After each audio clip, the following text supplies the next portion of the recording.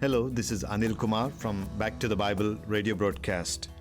Today we continue our series with Dr. John on the title, The Time of Your Life, with the message entitled, Wisdom and the Use of Your Time.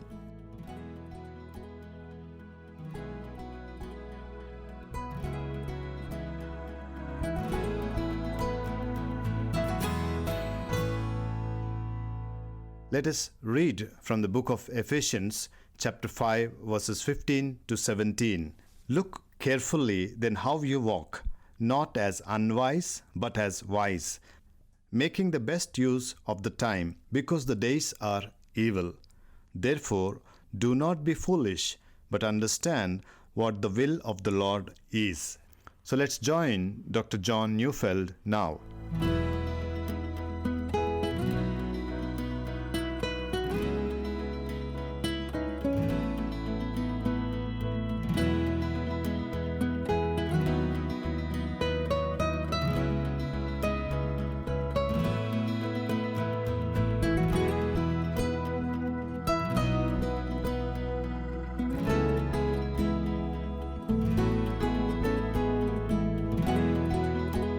The point of what I've been trying to say is this: take account of God in everything you do.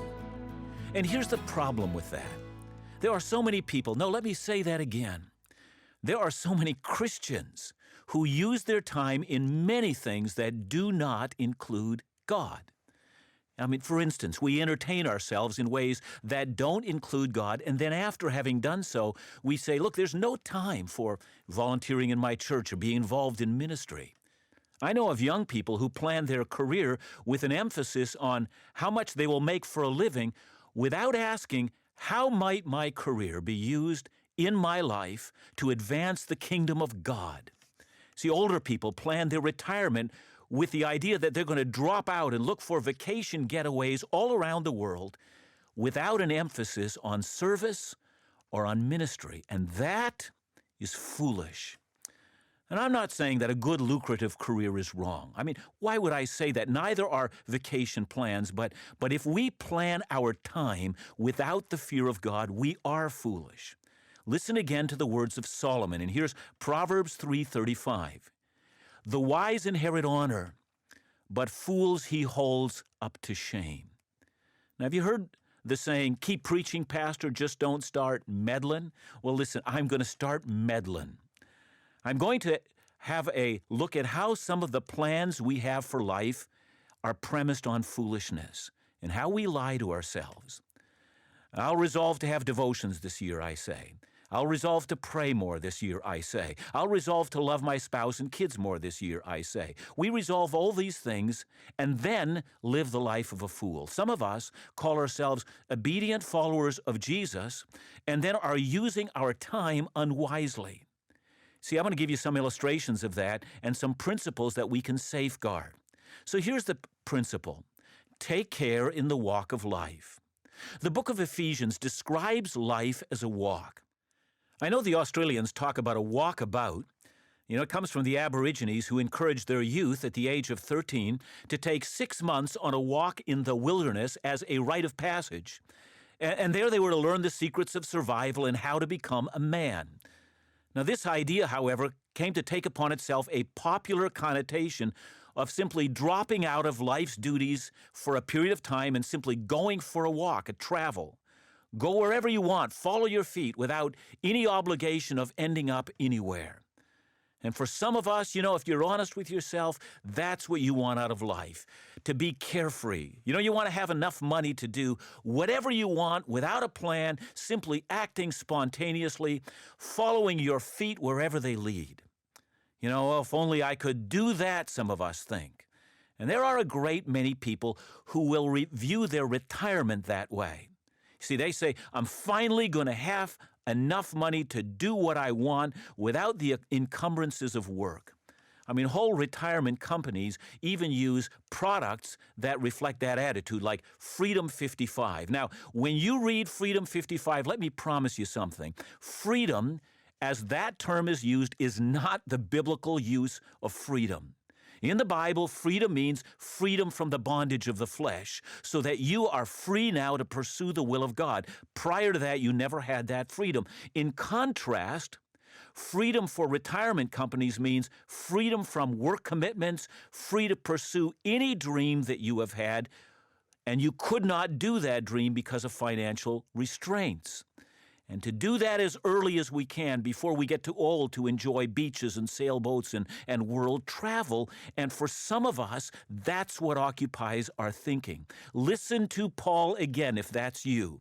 He says in Ephesians 5:16, make the best use of your time.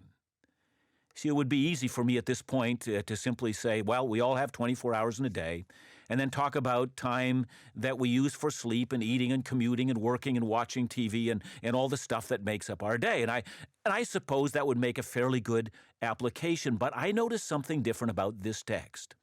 There are, in fact, two different Greek words for the use or for the word time. One word is the word chronos, and from it we get our word chronology. The word means that we have a day timer and we fill up the moments of our day, but that's not the word that Paul uses here. The word he uses is the word kairos. Another way of translating kairos is as occasion or opportunity or even season. Now, if you think about it, if I ask you, what time is it? You know, I'm probably asking you for chronos. You would answer, well, it's 2:30 in the afternoon on January, whatever it is, or something like that. That's called chronological time. But if I said, I'm having the time of my life, you wouldn't immediately look at your wristwatch and wonder what time it is, because I'm using time in a different way. I mean, a season of my life is of an extraordinary quality. So here's what Paul's saying. Make the best use of your time. He means seize the opportunity. That is, seize this season of life that has been given to you. Let me quote to you from one author. He says, I'll tell you what a tragedy is. I'll show you how to waste your life. Consider this story from the February 1998 Reader's Digest.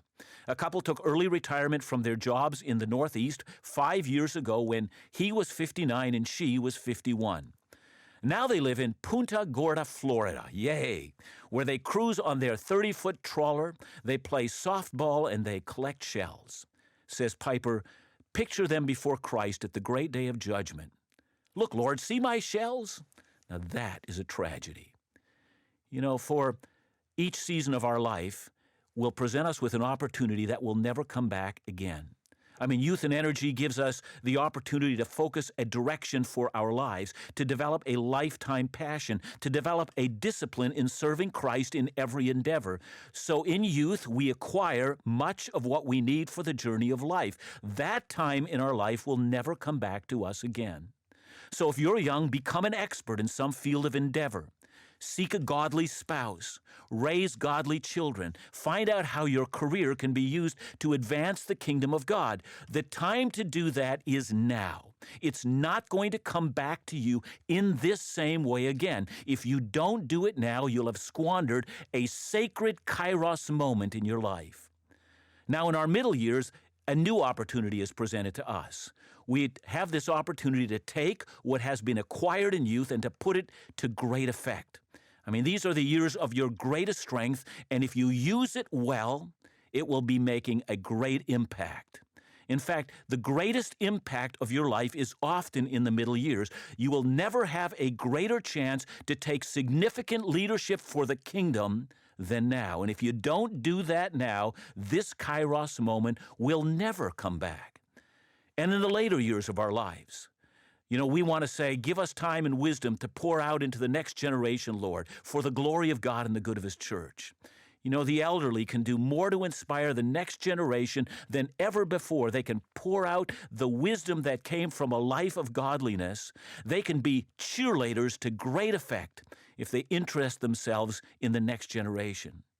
See, there's another way of seeing that as well.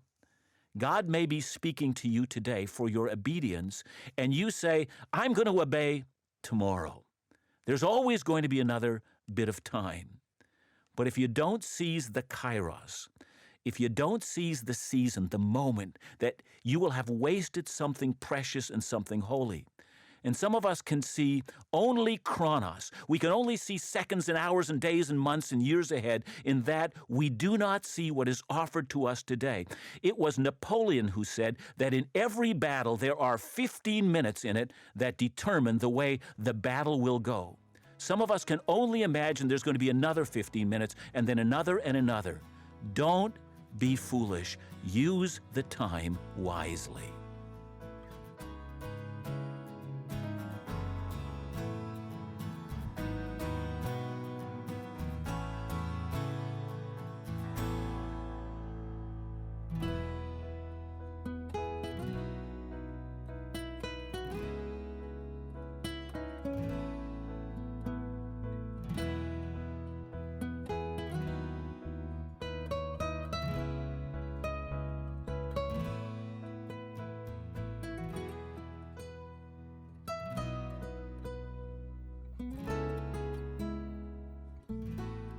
Thank you very much, Dr. John, for that meaningful message that helps us to understand the value of time.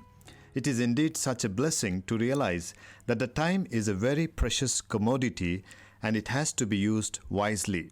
Join us as Dr. John continues the series on the time of your life with the message entitled The Christian Pilgrim. Back to the Bible, leading people into a dynamic relationship with God.